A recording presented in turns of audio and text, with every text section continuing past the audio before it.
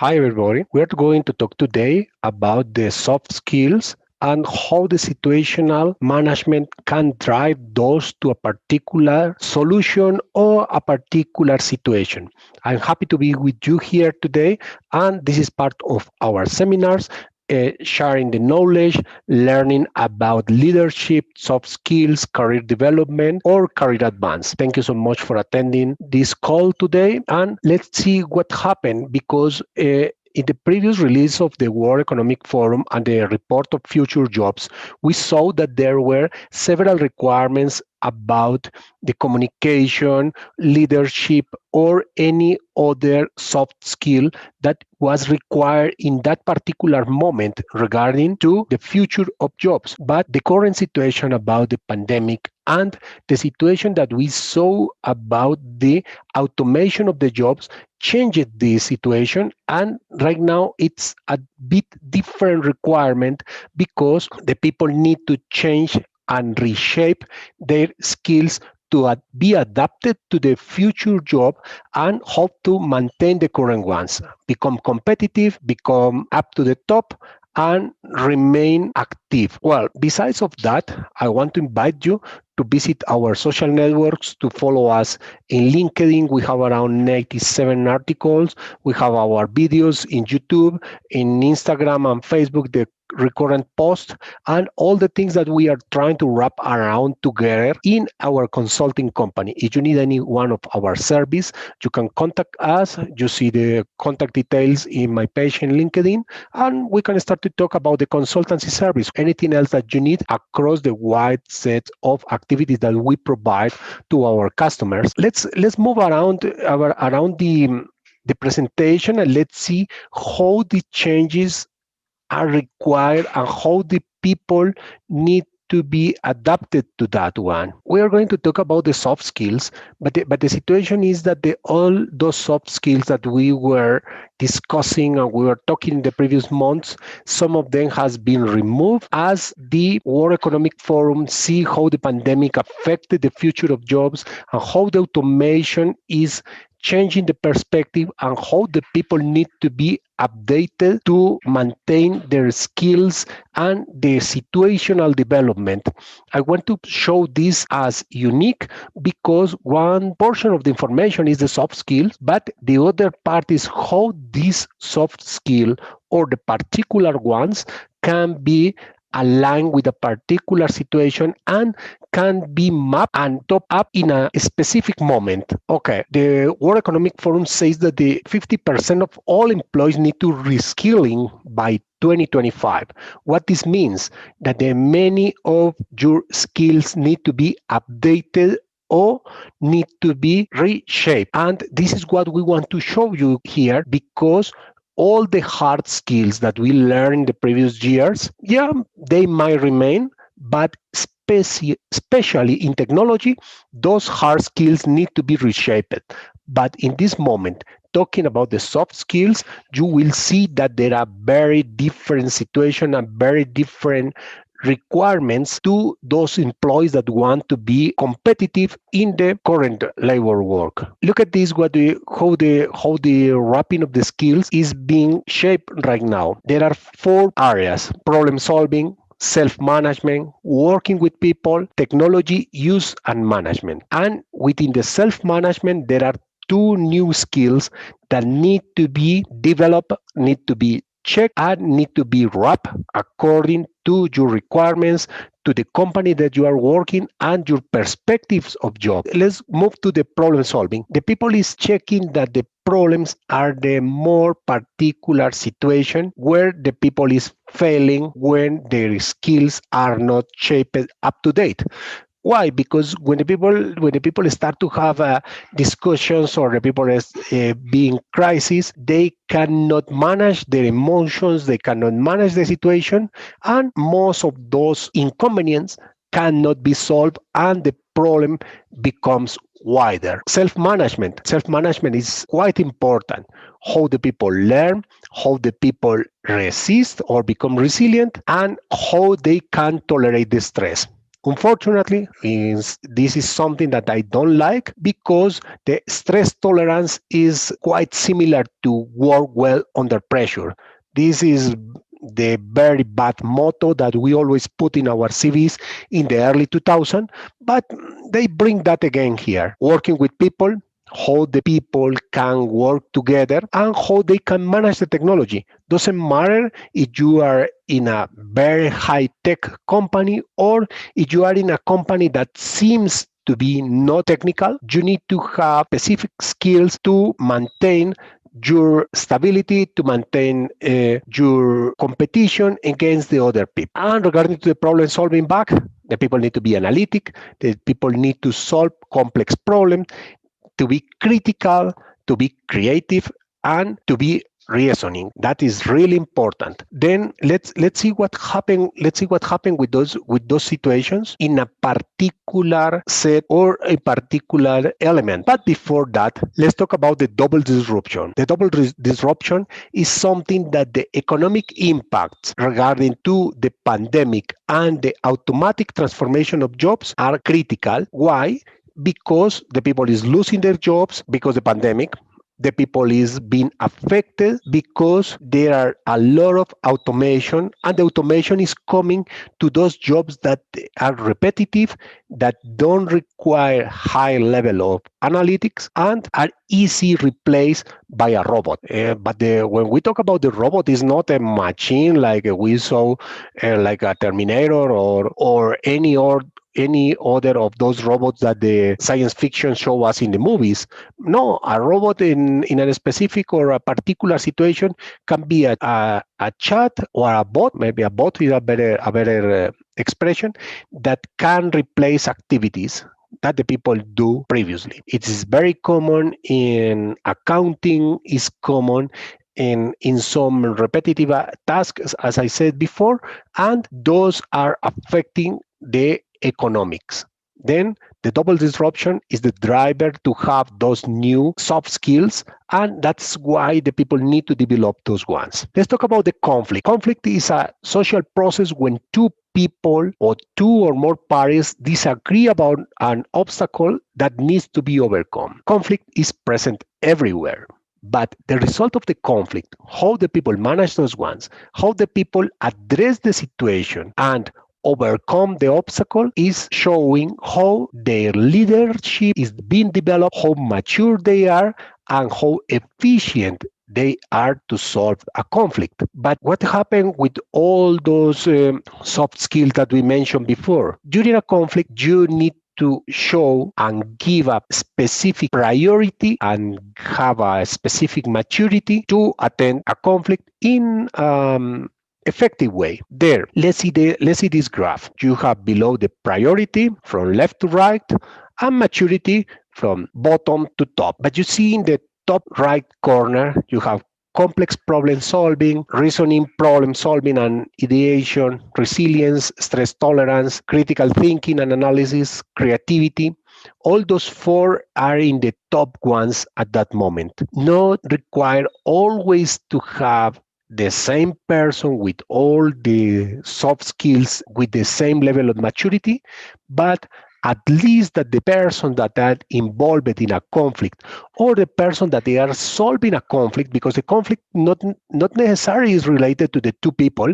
The conflict that can be against a company or two parties or those unfortunate situations when we need to bring the problem to a court to be solved. The person that they are driving the conflict, they need to have certain level of maturity to attend that one. And of course, if they fail with this, the company will fail the situation, and that will be very bad. There are two elements here that we have: technology design and programming, technology use, monitor and control, that in a particular situation of the conflict might not require the same priority. Of course, the conflict could be or could come from a technical part, and those are going to the top in that moment, but we are talking above that situation. We are talking about the situation where the conflict becomes person to person or company to company. And of course, the technical teams or the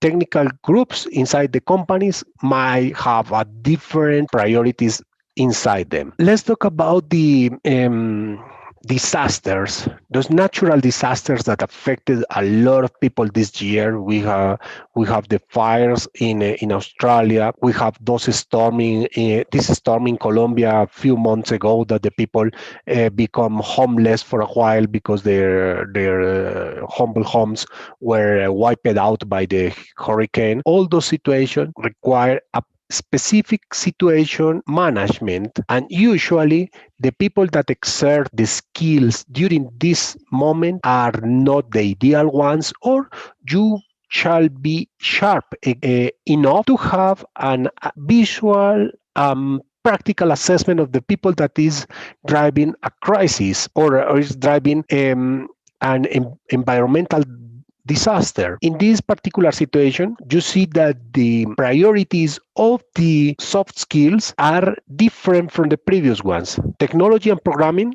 remains in the left part, but you see the leadership and social influence, resilience, analytical thinking, and innovation become the top ones once the people is managing an environmental disaster. I like an example of I was in Washington D.C. in 2010, and my previous CEO was left the Swedish company, and he became part of the executives in the British Petroleum. Unfortunately, a few months later, he was facing the most critical environmental disaster in the Mexican Gulf, when there's oil spill, have a lot of issues and a lot of problems, and need to face the U.S. Congress and the U.S. President. Why he succeeded during that moment? Because his leadership, because the resilience, and because he was analytical and he provided an innovative solution to the problem. Of course,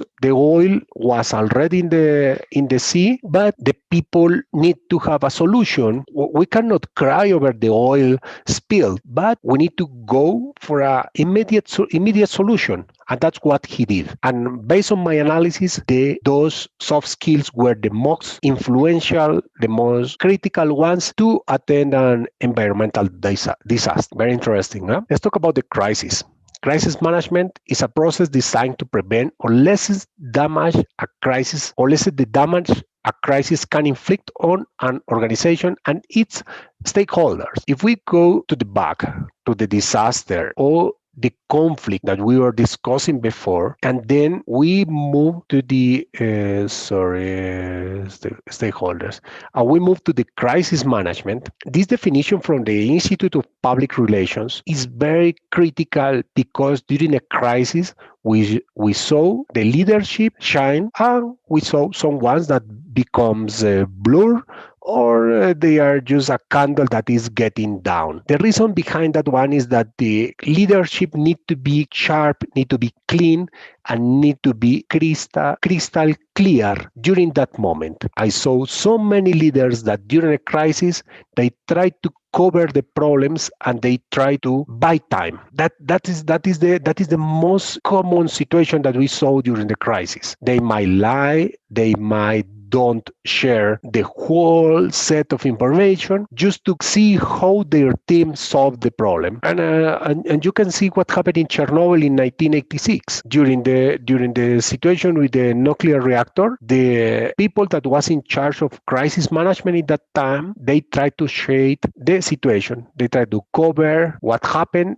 at the same time that the hundreds of people went to the chamber, and most of them died because they try to solve the problem before all the problem becomes bigger. But the situation when we do that is that the crisis becomes wider. Then better to see transparent, better to show, better to put the face and say, yes, I'm responsible, I'm the accountable of this problem, and I'm going to take the solution. I'm going to bring the best expert, the best team to solve the situation, and then avoid any other comment or any other situation that can be present as a collateral problem beside the situation that is present in that moment. Then let's see what happened during the crisis management. During the crisis management, you see most of the soft skills are moving to the left to the right top part. All of them are getting more priority, supposed to be more maturity, and those are getting important at that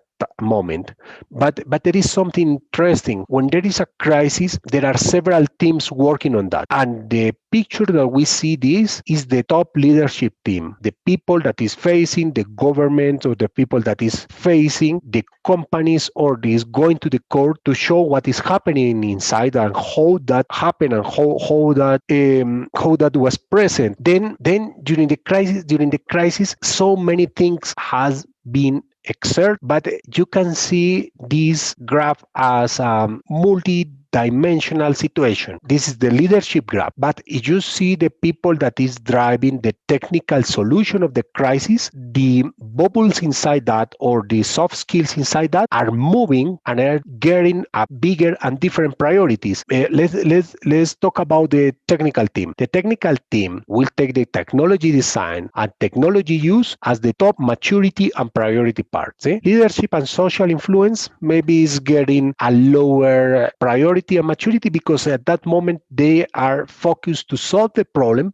but they are not focused to influence the people in the media or in the social networks to lessen the impact in the company name. The active learning and learning strategies are getting more important. Why? Because the people doesn't want to repeat the same problem again. They want to take the situation, solve it, document what happened, and then avoid the same problems in the future. Resilience, stress tolerance, and flexibility. Yes, technical team usually are the ones that they are showing the higher levels of resilience. But let's see what happened. We have the leader that is facing the customer or facing the big problem. Behind him, we have all the team. One of the most important roles of a leader is to keep the fire behind their team. Mean a leader shall be like a firewall.